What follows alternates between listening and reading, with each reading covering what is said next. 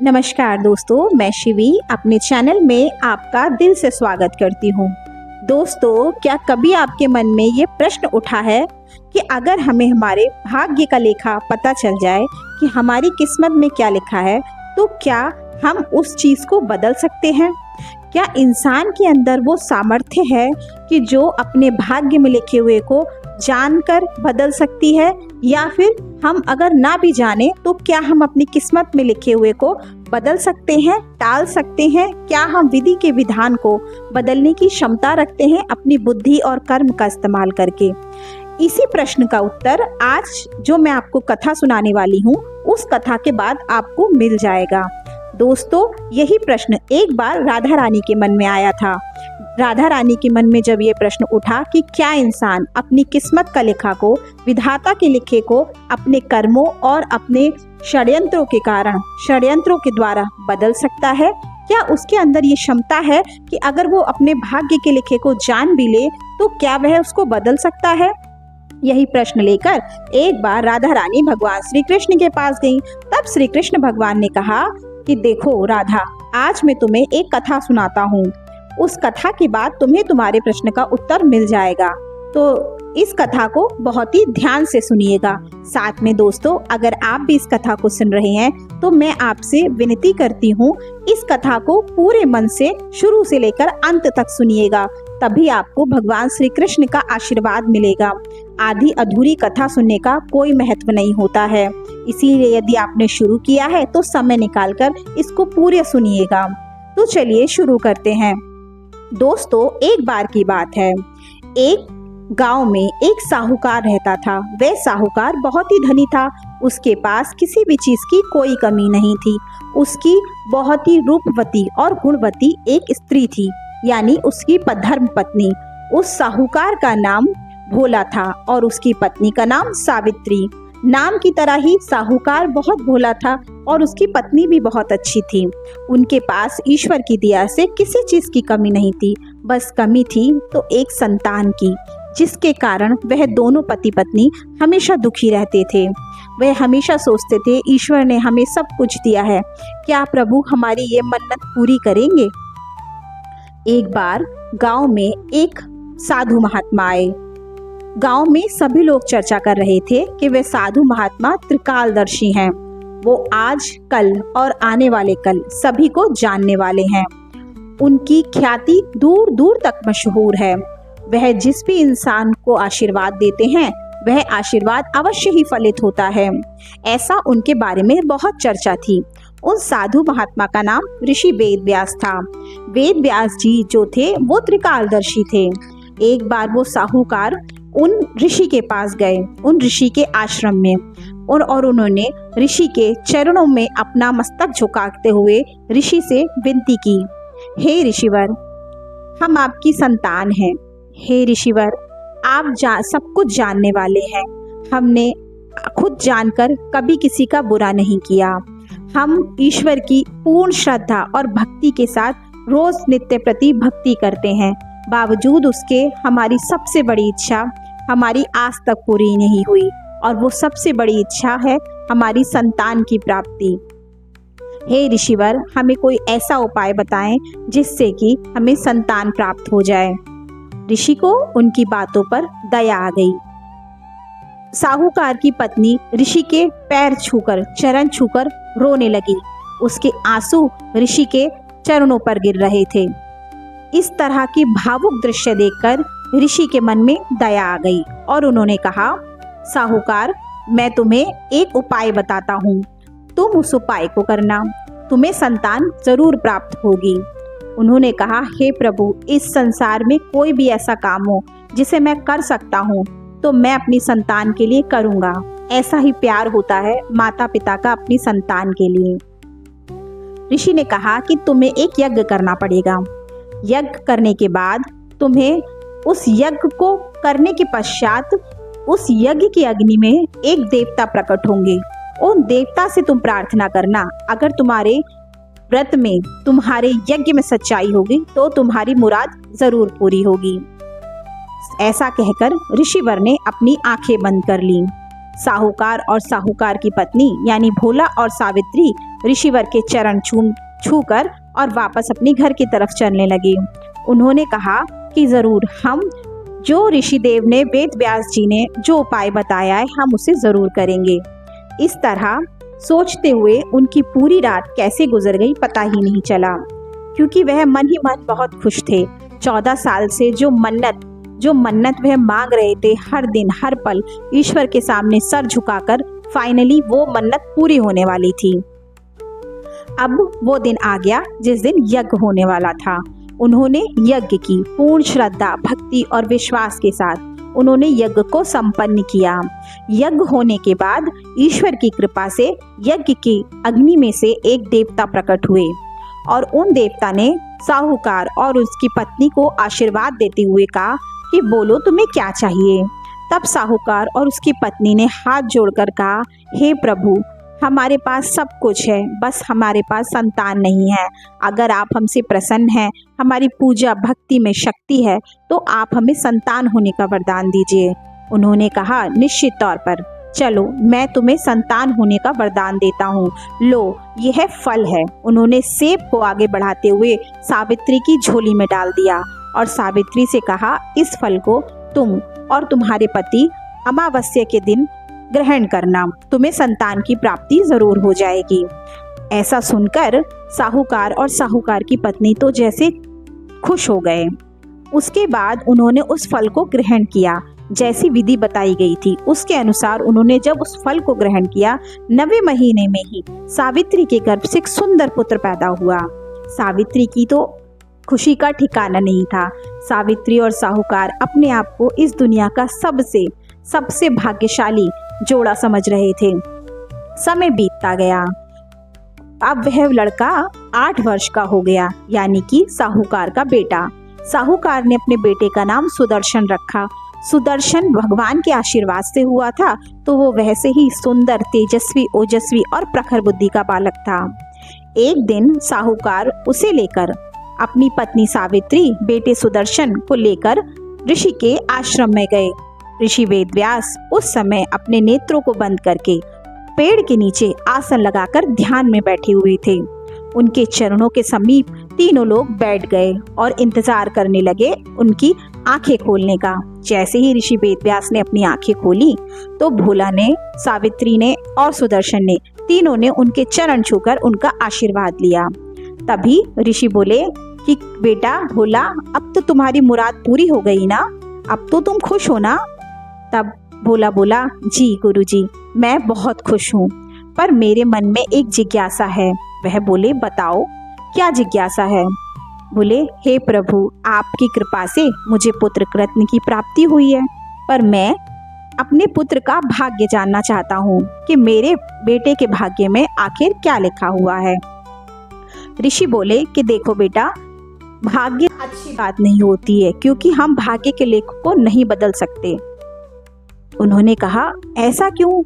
बोले, क्योंकि भाग्य अगर हम बदलने की क्षमता रखते तो ईश्वर हमारे प्रारब्ध को रचते टाइम इसीलिए हमें भाग्य हमें इसीलिए पता नहीं चलता, क्योंकि हमारे इंसान के अंदर क्षमता नहीं है। अब वो साहूकार बोला कि ऐसा कैसे? मैं बदल सकता हूँ भाग्य को, बस आप मुझे बता दीजिए कि मेरे बेटे के भाग्य में क्या लिखा है।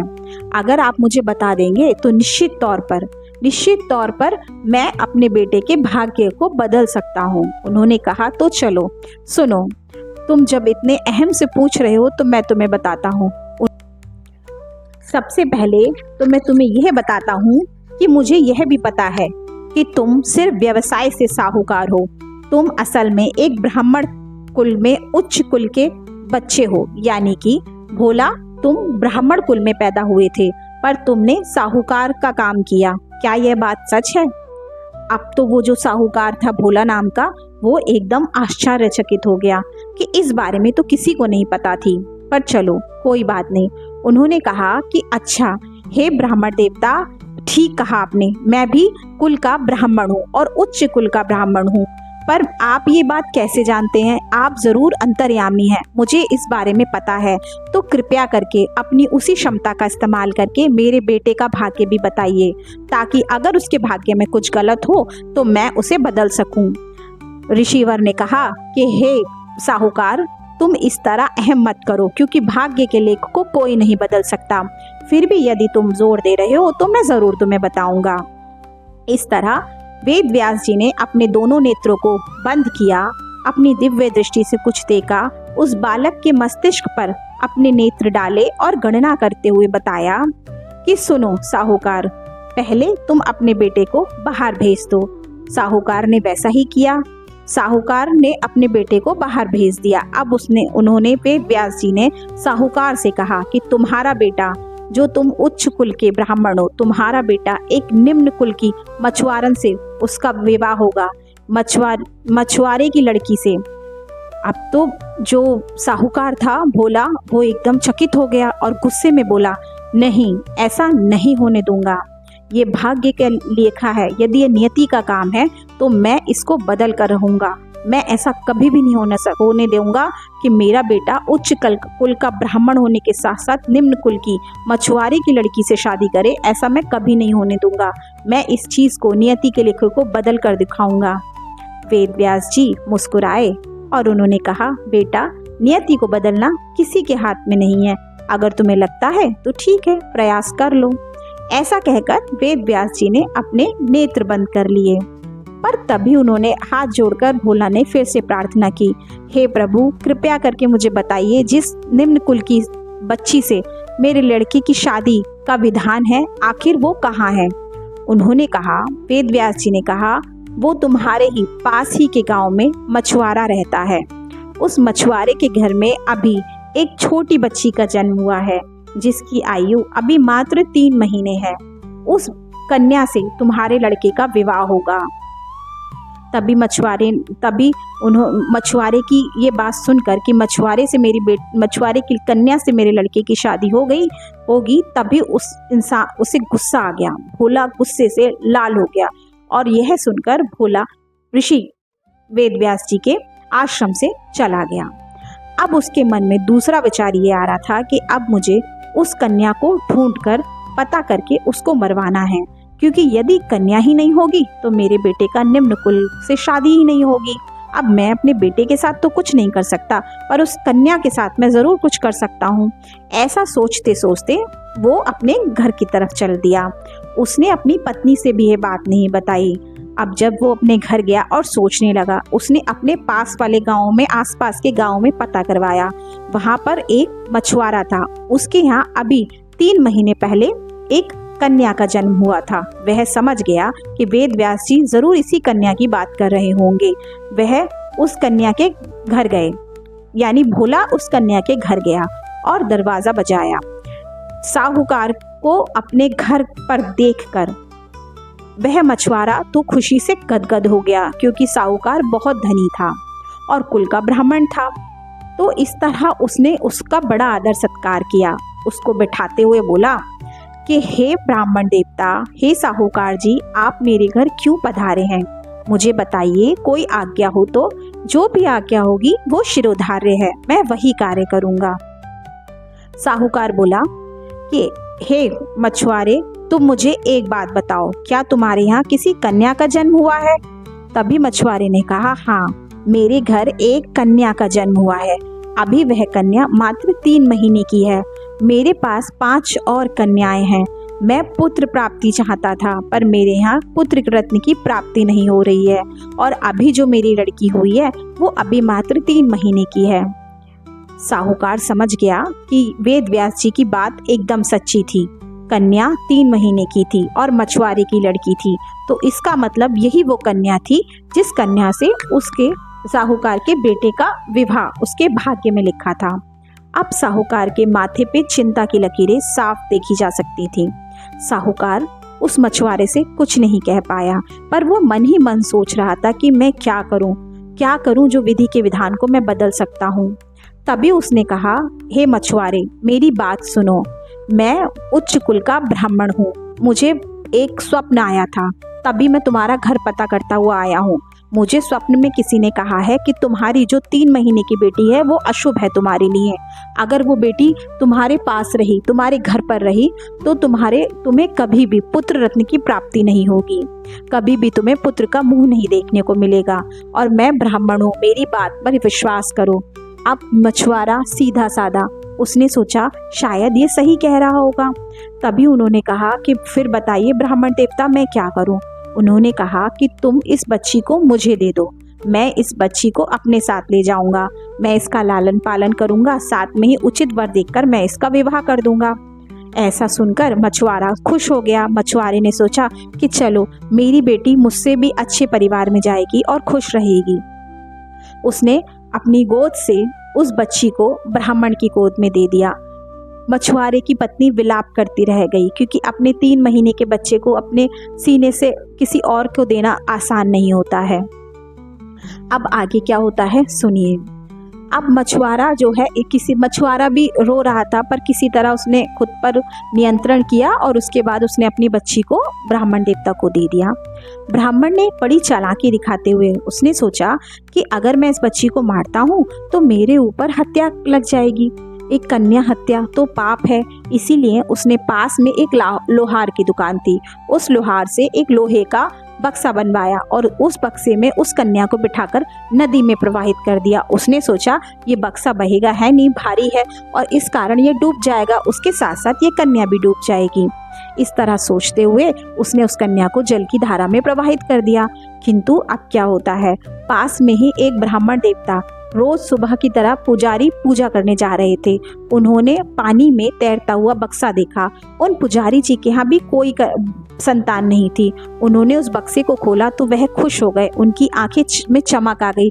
उसमें एक सुंदर कन्या, 3 महीने की सुंदर कन्या अपने अंगूठा चूस रही थी। उन्होंने तुरंत उस कन्या को उठाया, सीने से लगाया और उसे अपने घर ले गए। और उन्होंने अपनी पत्नी से कहा कि देखो आज हमें हमारे प्रभु ने हमारी पूजा का प्रताप दे दिया है, देखो आज हमें खुद से माता महालक्ष्मी हमारे द्वार पर आई हैं, अब हम इन्हें पालेंगे और अपना नाम देंगे। इस तरह वो मछुआरे की कन्या का लालन पालन ब्राह्मण के यहाँ होने लगा, यानी वो पुजारी जी के यहाँ। अब वो पुजारी जी ने उन्हें बहुत अच्छी परवरिश दी उस कन्या को। एक दिन उन्होंने सोचा हमारी कन्या बड़ी हो गई है, चलो कोई अच्छा रिश्ता उसके लिए देखते हैं। पास के गांव में मैंने सुना, पास के गांव में एक ब्राह्मण कुल का एक धनी व्यक्ति है, वो साहूकार है, उससे हम अपनी बेटी, उसके बेटे से हम अपनी बेटी का विवाह करेंगे। इस तरह उन्होंने खबर भिजवाई। और अब जो भोला था वो भी अपने बेटे के लिए कोई सुयोग्य कन्या देख रहा था, और इधर जो पुजारी जी थे वो भी अपने लड़की के लिए सुयोग्य वर देख रहे थे। दोनों ने आपस में बातचीत की, विवाह की तारीख तय हुई। और इस तरह वो मछुआरे की कन्या जो कि पुजारी जी के यहाँ पाली गई थी, पुजारी जी ने उसको पाला था, उसके विवाह विधि के विधान के अनुसार उस उच्च कुल के ब्राह्मण व्यवसायी जो साहूकार था उसके बेटे सुदर्शन से हो गया। विधि के विधान को कभी नहीं टाला जा सकता। पर अब क्या हुआ, अब एक दिन क्या होता है, सब लोग खुश, सुदर्शन खुश कि उसे इतनी सुंदर कन्या से शादी हो गई, और साहूकार यानी भोला खुश कि उसकी उच्च कुल के ब्राह्मण की कन्या से ही उसका विवाह हो गया, क्योंकि उसको नहीं पता थी कि वो मछुआरे की कन्या है। पर एक दिन वेद व्यास जी का आशीर्वाद दिलवाने के लिए वह भोला अपनी पुत्र वधू को यानी उस मछुआरन की बेटी को और अपने बेटे सुदर्शन को लेकर गया आशीर्वाद दिलाने। जैसे ही वेद व्यास जी ने उनको देखा और तुरंत उन्होंने कहा कि देखा तुमने बदल दिया विधि का विधान, ये वही कन्या है जिस कन्या को तुमने जल में प्रवाहित कर दिया था। यह सुनकर भोला की आंखें एकदम तमतमा गई गुस्से से, और वह अपने भाग्य को कोसने लगा कि अरे ये क्या हुआ। फिर उसने निश्चय किया कि नहीं, मैं अब भी विधि के विधान को बदल सकता हूँ। उसने अपने बेटे सुदर्शन को किसी काम से किसी दूसरी जगह पर भेज दिया कि बेटा तुम उस काम से वहाँ चले जाओ, दूसरे गांव चले जाओ, मैं और तुम्हारी पत्नी यानी सुदर्शन की पत्नी हम घर चले जाएंगे। ऐसा कहकर ठीक है, उसने कहा। अपने पिता की बात पर विश्वास करते हुए सुदर्शन किसी कार्य से दूसरे गांव में चला गया। अब वो मछुआरे की कन्या यानी कि भोला की पुत्रवधू और भोला दोनों घर की तरफ रवाना हो गए। पर मन ही मन वह सोच रहा था कि इस निम्न कुल की लड़की से मैं अपने बेटे सुदर्शन के साथ नहीं रहने दूंगा। उसने क्या किया, उसने एक बोला कि लो ये एक अंगूठी है बेटी, ये अंगूठी है, ये अंगूठी मैं समुद्र में फेंक रहा हूँ। जब भी अगर तुम्हें ये अंगूठी मिल जाए तो तुम इसे लेकर घर आ जाना। अगर ये अंगूठी तुम्हें नहीं मिलती है तो ना तो तुम मेरे घर आना, ना ही तुम अपने पिता के घर जाना, ये वचन दो मुझे। वो कन्या सीधी थी। उस कन्या ने कहा ठीक है पिताजी। अब पूरी रात बीत गई, उस कन्या को वह अंगूठी नहीं मिली। पूरा दिन, अगला दिन बीत गया। 3 दिन से भूखी प्यासी वो समुद्र में वो अंगूठी तलाशती रही। पर क्या समुद्र में गिरी हुई वस्तु को पाना आसान है? नहीं, बिल्कुल नहीं। तो वह अंगूठी नहीं मिली। पास उसी समय वहां से होकर कुछ लोग गुजर रहे थे। एक परिवार के सज्जन लोग, राजपूत परिवार के सज्जन लोग गुजर रहे थे। उन्होंने जब उस कन्या को वहां देखा तो उन्होंने कहा कि तुम तो एक अच्छे घर की पुत्रवधू लग रही हो, आखिर यहाँ क्या कर रही हो? तो फिर उसने सारी बात बता दी कि किस तरह उसके ससुर जी के वचन के कारण वो यहाँ पर है। तो उसने कहा कि ठीक है, ऐसा है, तुम ना अपने पिता के घर जाओ ना अपने ससुर के यहाँ जाओ, तुम हमारे यहाँ चलो। तो इस तरह वो राजपूत परिवार उसे अपने घर ले गए और वो वहाँ पर रसोइया का काम करने लगी। वह वहाँ उन लोगों को खाना बनाकर खिलाया करती थी। एक दिन क्या हुआ, वह लोग वो बोले कि हमें आज मछली खाने का मन कर रहा है, पास के गांव में जाकर जाओ मछली ले आओ। अब नौकरों को भेजा गया और कुछ मछली लेकर आए। पर जैसे ही रसोइया यानी कि जो सुदर्शन की पत्नी थी, उसने उस मछली को काटा, उस मछली के अंदर से वह क्या देखती है, वही मुद्रिका, वही अंगूठी निकलती है जो उसके ससुर ने दी थी।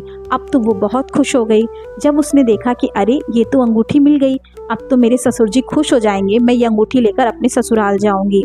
वह ये सोच ही रही थी। भाग्यवश उसी दिन क्या हुआ, वह जो भोला था, भोला का बेटा सुदर्शन उस समय लौट आया। उसने पूछा अपनी पत्नी का हाल कि पिताजी मेरी पत्नी कहाँ है?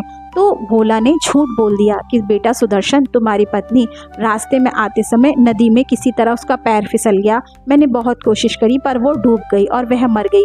भोला यह कहकर रोने लगा और सुदर्शन भी रोने लगा। उसने कहा चलो बेटा कोई बात नहीं है, भाग्य के लेखे को क्या बदल सकते हैं। ऐसे कह के वो हो गए, चुप हो गए। अब अगले दिन क्या होता है, धीरे धीरे एक दिन उन्होंने सोचा कि हमारे पास के गांव में हमारा एक मित्र रहता है, वही राजपूत परिवार, हम उनसे मिलने चलेंगे, तुम्हारा भी मन बहल जाएगा। ऐसा कहकर उन्होंने सोचा चलो।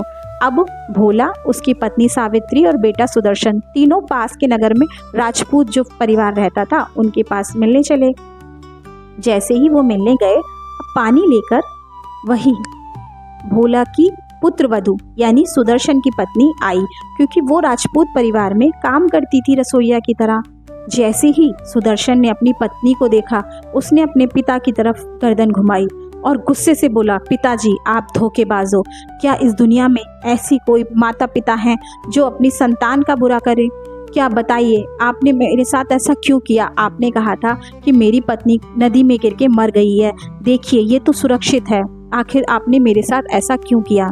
अब भोला जार जार करके रोने लगा और उसने सभी बातें बता दी और उसने कहा कि देखो आज मैं हार गया, मैं विधि के विधान को बदलना चाहता था, पर मैं क्या, दुनिया में, संसार में किसी की भी क्षमता नहीं है कि वह विधि के विधान को बदल सके।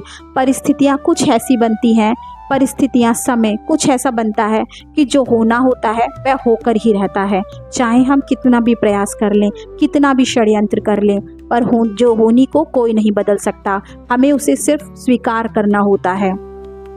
अब भोला, पश्चाताप के आंसू भोला की आंखों से गिर रहे थे। भोला और उसका पूरा परिवार स्तब्ध था। तभी उसी समय वेदव्यास जी वहां आए। वेदव्यास जी अपने टोली के साथ किसी और गांव में भ्रमण के लिए जा रहे थे। वेदव्यास जी के चरणों में गिरकर भोला ने माफ़ी मांगी और उनसे कहा कि प्रभु मुझे माफ़ कीजिएगा, मैंने जो भी गलती की, आज के पश्चात मैं कभी ऐसा अहम में आकर कभी ऐसा काम नहीं करूँगा। वेदव्यास जी ने कहा कि जो भी इंसान पश्चाताप करता है ईश्वर उसे माफ़ कर देते हैं। अब भोला तुम रो मत, सब कुछ अच्छा होगा, अब तुम इस पुत्रवधू को स्वीकार करो और अपने घर जाओ। इस तरह भोला ने पूरे दिल से अब उस मछुआरे की कन्या को अपनी पुत्रवधू के रूप में स्वीकार कर लिया। अब उनका परिवार खुशी खुशी रहने लगा। तो दोस्तों, अगर आपको ये कथा अच्छी लगी हो तो मेरी आपसे विनती है, मेरे इस चैनल को सब्सक्राइब कीजिएगा, ताकि मैं आपके लिए इसी तरह की पौराणिक और धार्मिक कथाएं जो ज़िंदगी की सीख देने वाली होती है, मैं आपके लिए लेकर आ सकूं। अगर आप यहाँ तक बने हुए हैं तो कृपया करके मेरे चैनल को सब्सक्राइब कीजिए। मिलते हैं हम इसी तरह के अगले वीडियो में, तब तक के लिए राधे कृष्ण।